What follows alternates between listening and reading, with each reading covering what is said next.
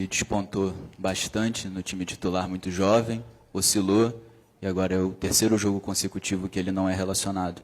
Queria que vocês explicassem um pouco mais sobre a linha de raciocínio para essa decisão e se vocês pretendem voltar a relacioná-lo num jogo como o de quarta-feira, por exemplo. Lohan joga muito. Lohan joga muito. E como um garoto também, ele vai oscilar e vai ter a possibilidade de reeducá-lo e reconduzi-lo. E esse é comigo, eu falei com ele dentro do vestiário.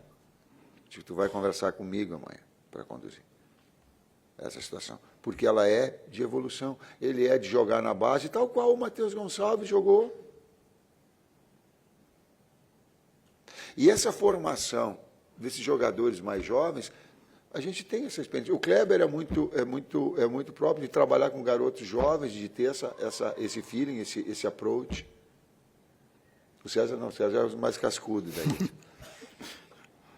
Mas de fazer essa condução, essa maturidade, essa calma, para que possa reconduzir e retomar o melhor padrão.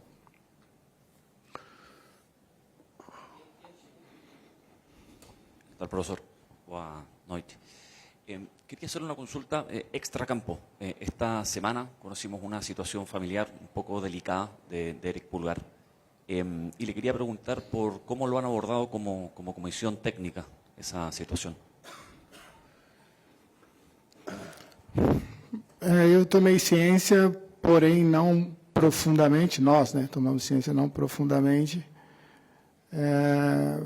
Particularmente, assim, se ele tivesse aberto para a gente alguma possibilidade, né, nós sempre estamos aí para ajudar a ele e a qualquer um, né? Porém, não tivemos essa relação, né? Em termos de comportamento para conosco nos treinamentos, não teve nenhuma alteração. Então, entendo que isso é muito particular, né? Não dá para você invadir a vida de alguém, de qualquer pessoa, por mais proximidade que tenha, por mais, né, que possa ajudar sem essa abertura, né? Eu vou invadir. Eu vou invadir. Eu vou invadir. Vou me permitir invadir. O Eric é uma grande pessoa e valoriza a sua família, muito grande. E isso é digno. Isso é muito digno. Ele valoriza os seus familiares, as pessoas próximas. Conceitualmente, isso é de uma dignidade muito grande. Ele é de fazer assim, ó. Vem cá. E se sentir acolhido. Ou acolhida, ou acolhidos. Próximo aqui. Boa noite, Tite. Boa noite, César. Léo José, do Coluna do Fla. Ontem, depois da derrota para o Vitória, lá em São Paulo, o Abel Ferreira admitiu que o Palmeiras passa por um mau momento, né? E eu queria saber de vocês se a comissão técnica usa a fase negativa do adversário, no caso do Palmeiras para quarta-feira, se usa essa fase, esse momento negativo para projetar alguma coisa, algum ponto específico da preparação do Flamengo para esse jogo contra o Palmeiras na próxima quarta. Cara, nós temos que cuidar de nós, né? A gente tem diariamente aí muita coisa a ajustar, a resolver, enfim. Não dá para direcionar para um determinado clube, independente do que eles possam estar passando lá. Acho que o nosso dever é estar extraindo o máximo de cada um aqui, nos preocupando com o dia a dia. Quando for enfrentar o Palmeiras, sim, ter todo o cuidado, como sempre foi aqui, um retrospecto nosso, não só para o Palmeiras, mas para toda e qualquer equipe. Então, é nesse sentido que eu enxergo, né? A gente, fazendo o nosso melhor, independente do adversário, a gente vai estar próximo aí de fazer um bom jogo, com um bom diagnóstico e, consequentemente, desse bom jogo trazer um bom resultado para a gente. Boa noite, Tite. César Marinho do Litoral News.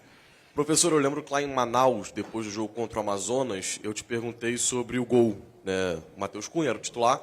Você acabou de citar que o Matheus é o goleiro titular da Copa. Então dá para cravar, quarta-feira ele começa o jogo contra o Palmeiras.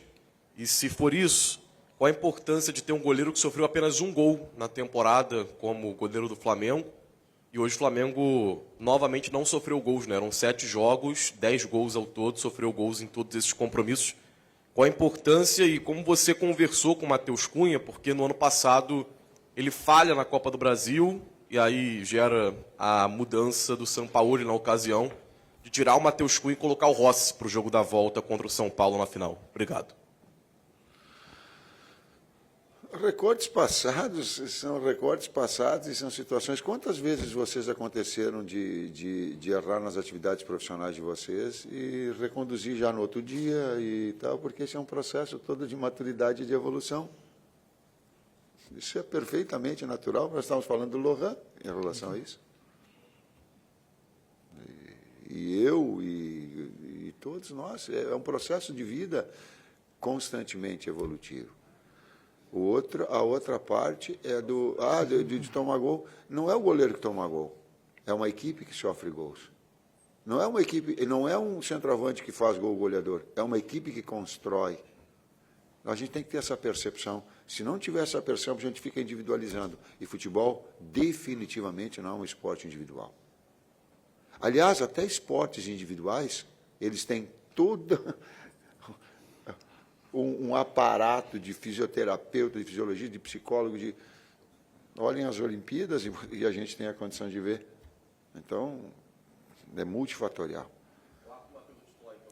Quarta-feira o Matheus é titular, sim. E há uma concorrência, independentemente disso, uma concorrência para dar dos dois de performance.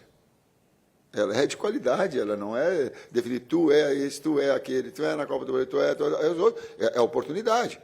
E é essa evolução, essa briga do sarrafo na qualificação profissional de cada um de evolução. Tite, aqui, César, boa noite, boa noite. Marcos Martins, do canal da QSRN.